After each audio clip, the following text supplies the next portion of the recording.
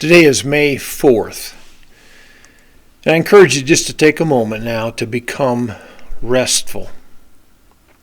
Quiet your mind and your body. For the next few minutes, just put on hold whatever things are waiting to be done. They can wait a little longer. Allow stillness and rest to take over. Peace and rest for your soul is a gift from God, who loves to give good gifts because He loves you. Maybe these words from Psalm 89 and Psalm 136 can help us respond. I will sing of the loving kindness of the Lord forever. To all generations I will make known thy faithfulness with my mouth. For I have said, loving kindness will be built up forever. In the heavens thou wilt establish thy faithfulness. Give thanks to the Lord, for He is good. His loving kindness is everlasting. Give thanks to the God of gods, for His loving kindness is everlasting. Give thanks to the Lord of lords, for His loving kindness is everlasting. To Him who alone does great wonders, for His loving kindness is everlasting. Certainly the ultimate expression of love was sending Jesus to us to redeem us through His death and resurrection. But there are a lot of things that Jesus did that showed and put on display that proved that Jesus' love for us was off the charts. Last Sunday in our preparation for the Lord's Supper, we focused on Luke 15, where it says that all of the tax gatherers and sinners were coming near to Jesus to listen to Him.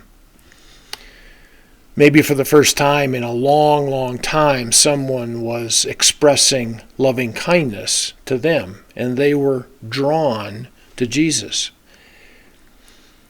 But then the self-righteous Pharisees and scribes were critical of Him. Luke says that they grumbled and expressed how disgusted they were that Jesus would receive sinners and eat with them. So let's just imagine today if Jesus were physically here today, spending time in our community or in our neighborhood. And the word got out that He was at a local coffee shop, and you decided to join with the curious, the fascinated, the puzzled, and even the wounded and the rejected that have been captivated by everything that He has to say. And so you go to the coffee shop and you position yourself so that you can see and hear, but not too close. And then Jesus notices you across the room, and He makes eye contact with you. You're surprised and a little uncomfortable with that fact that of all the people in the crowded place, He's looking at you. And then with a subtle gesture, but one that you know is meant for you, He motions for you to come and sit at the table with Him. You hesitate because you're fighting to overcome the shame, because you know who you are and you know what you've done. But His acceptance and unconditional love wins. And so with a little extra effort, you press your way through the crowd across the room, and Jesus receives you into His presence. And then He pours you a fresh cup of not just any coffee, it's your favorite flavor, sliding it across the table into your hands. Now continue to let the Holy Spirit work with your imagination.